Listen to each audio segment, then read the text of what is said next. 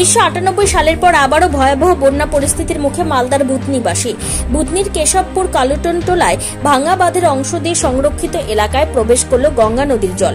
গভীর রাতে ভাঙা বাঁধের অংশে বালির বস্তার বাঁধ ভেঙে জলবন্দী হয়েছে বুতনির 4টি গ্রাম। অপরদিকে মানিকচকের গঙ্গা নদীর জলস্তর বিপদসীমা ছাড়িয়েছে। প্রশাসনিক অবহেলা এবং সেচ দপ্তরের গাফিলতির কারণে 1998 সালের মতো বন্যা পরিস্থিতির মুখে বুতনি দাবি স্থানীয় বাসিন্দাদের। যদিও ইচ্ছাকৃতভাবে বন্যা পরিস্থিতি তৈরি করা হয়েছে বলে অভিযোগ তুলেছে বিজেপি। মানিকচকের উত্তর চণ্ডীপুর পঞ্চায়েতের অন্তর্গত কেশবপুর কালুটনটোলা এলাকার 3টি জায়গা দীর্ঘ 1 বছর ধরে বাঁধহীন ছিল। বারংবার প্রশাসনকে জানিয়েছিলেন, এমনকি বিক্ষোভও দেখিয়েছেন বাসিন্দারা। তাদের দাবি ছিল ভাঙা বাঁধের অংশগুলি দ্রুত সংস্কার করা। তাদের আশঙ্কা ছিল গঙ্গা নদীর জল বাড়লেই বন্যা পরিস্থিতি হবে, কিন্তু তাদের কথায় কর্ণপাত করেনি প্রশাসন। তবে পরিস্থিতি বেগতিক দেখে জরুরি ভিত্তিতে ভাঙা বাঁধের অংশে বালির বস্তার মাধ্যমে কাজ করেছিল সেচ দপ্তর, কিন্তু প্রতিনিয়ত বৃষ্টি এবং লাগাতার জলস্তর বাড়ার কারণে এদিন বালির বস্তা ভেঙে জল প্রবেশ করে, যার ফলে আতঙ্ক ছড়িয়ে পড়ে বুতনি জুড়ে। ইতিমধ্যে গঙ্গা নদীর জলে বন্দি দশা কেশরপুর কালুটনটোলা, চামা ও পশ্চিম রতনপুর গ্রাম। গতকাল এবং আজ সকাল থেকে ভাঙা বাঁধের জায়গা দিয়ে হু হু করে জল ঢুকতে দেখা যায় গ্রামে। প্রভাত কুমার মণ্ডল বলেন, ইচ্ছা করলেই এই পরিস্থিতি আটকাতে পারত। বহু সময় ছিল, কিন্তু প্রশাসন এখানে কাজ করেনি। বুতনিকে অবহেলা করা হয়েছে। বন্যা পরিস্থিতি তৈরি হলেও এখনো দেখা নেই কোনো আধিকারিকের। এদিন ভাঙন কবলিত এলাকা পরিদর্শন করে ইচ্ছাকৃতভাবে ভাঙন পরিস্থিতি তৈরি করার অভিযোগ তোলেন দক্ষিণ মালদা জেলা বিজেপির সাধারণ সম্পাদক গৌরচন্দ্র মণ্ডল। তিনি বলেন, রাতের অন্ধকারে দুষ্কৃতীরা বালির বস্তা সরিয়ে বন্যা পরিস্থিতি তৈরি করেছে, যাতে পরবর্তীতে ভাঙনের বড় কাজ বরাদ্দ হয় এবং তাতে দুর্নীতি করা যায়। আমরা দলমত নির্বিশেষে কেন্দ্রীয় সরকারের কাছে এই এলাকার ভাঙন রোধের জন্য আবেদন জানাবো। যদিও মানিকচকের বিধায়ক সাবিত্রী মিত্র বলেন, ভাঙন রোধে প্রশাসন তৎপরতার সাথে কাজ করছে। সারা দেশ জুড়ে বন্যা পরিস্থিতি চলছে, এখানে রাজনীতি করার জায়গা নেই। যদিও ব্লক প্রশাসনের পক্ষ থেকে জানা গেছে, ভুতনির জলমগ্ন পরিবারগুলিকে উঁচু জায়গায় স্থানান্তর করা হয়েছে। তাদের ত্রাণের ব্যবস্থা করা হয়েছে। এলাকায় দুর্ঘটনা এড়াতে পৌঁছেছে এনডিআরএফ এর দল। এলাকায় নজরদারি চালানো হচ্ছে। এক চেনের মতো ভেঙেছে এখানে 50 মিটার আগে, আবার 3 চেনের মতো ভাঙা আছে। ওই দক্ষিণে কত জায়গা বাঁধ ভেঙেছে? বাঁধ ভেঙেছে বর্তমানে জলটা এটা দিয়ে চলছে, আর 2 জায়গা দিয়ে ঢুকেছে, তো বস্তা দিয়ে ওটা আটকে দেওয়া হয়েছে। হ্যাঁ, ওটা দিয়েও চলছে। এরকম জল ঢুকতে থাকলে ভুতনিবাসীর চরম দুর্বিষহ অবস্থা, মানে এই অবস্থা ভাষায় প্রকাশ করা যাবে না। কারণ বিগত 98 সাল বন্যা আমরা ভুগেছি, কি কষ্ট। এই যদি জল ঢুকে আর যদি দক্ষিণ দিকে বাঁধ না কাটা হয়, তাহলে জল ফুলতে ফুলতে বাইরের লেভেল থেকে সোজা 2 হাত 2.5 হাত জল ভিতরে বেশি থাকে, আর প্রতিটা পরিবার এই কষ্টের সম্মুখীন হবে। মানে গবাদি পশু থেকে হাঁস, মুরগি, ছাগল ইত্যাদি মানুষের কষ্টের মানে ওই ভাষা প্রকাশ করা যাবে না। এটাকে যদি বলা যায় একেবারে নেগলিজেন্সি তাই হলো, না তো এই জলটা কোনো মতে ভুতনিবাসী দেখতে পেত না বা ঢুকতো না। কেন কোনো কাজ হয়নি? কোনো কাজ হয়নি, কোনো কাজ হয়নি। সংকট অবস্থা, জল ঢুকছে, খুব জল ঢুকছে।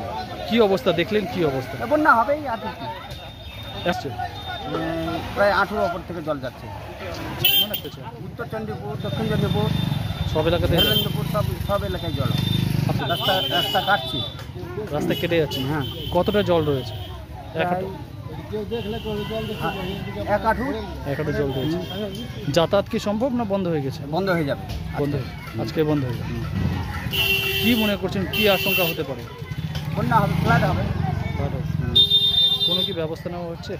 না, কোনো ব্যবস্থা নেওয়া হচ্ছে। ভয়ের মধ্যে রয়েছেন আপনারা? ভয়ের ভিতরে থাকতেই হবে। আমরা তো ধরবো যে ইচ্ছা করে, কারণ অনেক সময় ছিল, মরবো আমরা। ওরা তো এসিতে ঢুকেছে, ওদের কোনো প্রবলেম নাই। রয়েছে কি, কতটা ক্ষয়ক্ষতি হয়েছে এলাকায়? এটা অনুমান করতে পারছি না, তবে পুরোটাই ক্ষতি, সম্পূর্ণ পাট আছে, বাড়িঘর সব ডুবে গেল। আমাদের আমি একটা অংশ দেখতে পাচ্ছি, আরো সামনে ছোট অংশ ভেঙেছে। জল ঢুকছে ভিতরে, জল ঢুকছে, জল প্রচুর পরিমাণে ঢুকছে। কখন থেকে জল ঢুকতে শুরু হয়েছে? ভোর থেকে, ভোরবেলা, মোটামুটি এই 3টা সাড়ে 3টার দিকে। এখনো ঢুকছে? এখনো ঢুকছে। কোনো ব্যবস্থা কি নেওয়া হচ্ছে প্রশাসন? এখন পর্যন্ত তো আমি দেখতে পাচ্ছি না যে কোনো ব্যবস্থা নেওয়া হচ্ছে। ইচ্ছাকৃতভাবে ডুবানো হচ্ছে, এবং সবচেয়ে বড় কথা, এইখানকার যত আছে, যত হয়তো তোলামূল দুর্নীতিবাজ, যারা গণতন্ত্রকে হত্যা করে ভূতনিবাসীকে আজকে প্রতারণা করছে, তারাই কিন্তু আজকে সেই ঘটনাটা ঘটিয়েছে বা তারা কাটমানি খাওয়ার একমাত্র উদ্দেশ্য হচ্ছে প্রতি বছর কোটি টাকার 10 টাকা কাজ করবে, 10 লাখ টাকার কাজ করবে, 90 লাখ টাকায় আত্মসাৎ হয়। আর প্রতি বছরে নাই করে 10 কোটি 15 কোটি 5 কোটি এই করে কাজ হয়। সেই টাকাটা দিয়ে যে স্থায়ী সমাধান করতে পারতো অবশ্যই হবে। সবসময় দেখেছি এরা বিভিন্ন এখানকার বিধায়ক আসে বা আরও যারা আসে তৃণমূল দুর্নীতিবাজের নেতা নেত্রীরা কেন্দ্রীয় সরকারের দোষ দেয়। কেন্দ্র সরকার কোনো কিছু করার নেই, এখানে কোনো রিপোর্ট পাঠানো হয় না। আমরা ইচ্ছা হয়েছে আমার, যেহেতু আমি ভূতনির ছেলে, ভূতনিবাসীর সর্বদল নির্বিশেষে আমরা একটা আবেদন করব কেন্দ্রের কাছে, যেটা টেক আপ করা হোক এবং স্থায়ী সমাধান করা হোক গঙ্গা ভাঙনের। যে গঙ্গা নদীর জল যেভাবে বাড়ছে তাতে বন্যার আশঙ্কা করা হচ্ছে এবং গতকাল ভোরবেলা 3টের সময় ভাঙা বাঁধের অংশ দিয়েই ভূতনির একটা বিস্তীর্ণ এলাকা প্লাবিত হওয়া শুরু হয়েছে। কেশরপুর কলোনি, গোবর্ধন টোলা, হাটখোলা, কালুটন টোলা, এই এলাকাগুলো সম্পূর্ণ জলমগ্ন হয়েছে। আজকে এই ভাঙা বাঁধ থাকলো কেন? 3 বছর আগেই ভূতনির মানুষ সরকার যখন আবেদন করে তখন জমির ব্যবস্থা করেছিল, সেখানে বিকল্প বাঁধের ব্যবস্থা হতে পারত যাতে বন্যাটাকে আটকানো যেত। কিন্তু এই তৃণমূল সরকারের অপদার্থতার জন্য, ব্যর্থতার জন্য এই বাঁধ হলো না।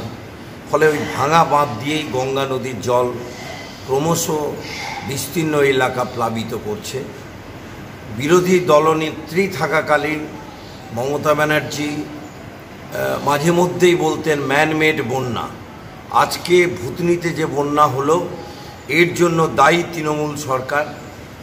জমি দেয়া সত্ত্বেও টাকা বরাদ্দ না হওয়ার কারণেই আজকে ভাঙা বাঁধ দিয়ে জল ঢুকতে শুরু হয়েছে। যে গঙ্গা যখন ফুলে ফেপে উঠে, যখন নিজের মূর্তি ধারণ করে, তখন কোনো কাজই সেখানে থামে না। আমরা দেখেছি 34 বছর বামফ্রন্টের আমলে বর্ষাকালে কাজ হতো, লোকের একটা ধারণা ছিল। আমাদের মামাটি মানুষের সরকার, মাননীয় মুখ্যমন্ত্রী মমতা বন্দ্যোপাধ্যায় শুকা মৌসুমে কাজগুলো কমপ্লিট করেছিল। কিন্তু গঙ্গা এমনভাবে এবারকার জল বেড়েছে, চারদিক থেকে বন্যা, সারা ভারতবর্ষ জুড়েই বন্যার একটা বাজে একটা অবস্থা। সেখানে জল গঙ্গা যখন এমন করে ফুলে উঠেছে, এদিকে আটকালে ওদিকটা ভাঙে, ওদিকটা আটকালে এদিকটা ভাঙে। প্রত্যেকটা সময়ের সঙ্গে আমাদের প্রশাসন তৎপরতার সঙ্গে এই গঙ্গার ভাঙনের সঙ্গে মোকাবিলা করেছে। এবং পরশুদিন আমি গেছিলাম, রাতে থেকে কাজ শুরু হলো, গোটা রাত কাজ হলো, সকালবেলা মধ্যে বাঁধটা, আজকের মধ্যে বাঁধটা ভাঙার দিকে আছে। আমাদের টোটাল বিষয়টা নিয়ে আমাদের অলরেডি এসডিওকে নিয়ে ব্লক লেভেলে একটা মিটিং হয়েছে, সবাইকে নিয়ে, পঞ্চায়েতের প্রধান, জেডপি মেম্বার, বিরোধী দল সবাইকে নিয়ে। আবার আমাদের আজকেও একটা মিটিং ডেকেছে। তাছাড়া আমাদের টোটাল বন্যা মোকাবেলা করবার জন্য যা পরিস্থিতি, যা জিনিস দরকার, সমস্ত আমাদের রেডি আছে। আমরা এখন সেখানে যাচ্ছি। গঙ্গার জল অনেক, এটা নয় যে রাজ্য সরকার কাজ করেনি বলে বন্যার জল ঢুকে গেছে, এরকম কোনো অবস্থা এখানে নেই। যারা এখানে বলবে সেটা একটা রাজনৈতিক থাকে সুপ্ত বাসনা, কখন এখানে পলিটিক্স করা যায়, এগুলো মিথ্যা কথা বলার আমি পক্ষপাতিত নই। এবং এই যে গঙ্গার যে ভাঙনটা যেটা হয়েছে, সেটা অ্যাকচুয়ালি যে বাঁধটা করতে গেলে যে টাকাটা দরকার, সেটা 1200 কোটি টাকার দরকার। কেন্দ্র সরকারকে একাধিকবার চিঠি লিখেছেন মাননীয় মুখ্যমন্ত্রী মমতা বন্দ্যোপাধ্যায়, কোনো রকম রেসপন্স করেনি। সেটা ফরগেট অ্যাবাউট দিস ম্যাটার। এখন যেটা হচ্ছে, বর্তমান পরিস্থিতিতে বন্যা মোকাবিলা করতে গেলে যা যা করণীয় দরকার আছে, তাতে করে আমাদের সমস্ত রকম ভাবে পদক্ষেপ নেওয়া চলছে। এখনো নিউজ ফর বেঙ্গল।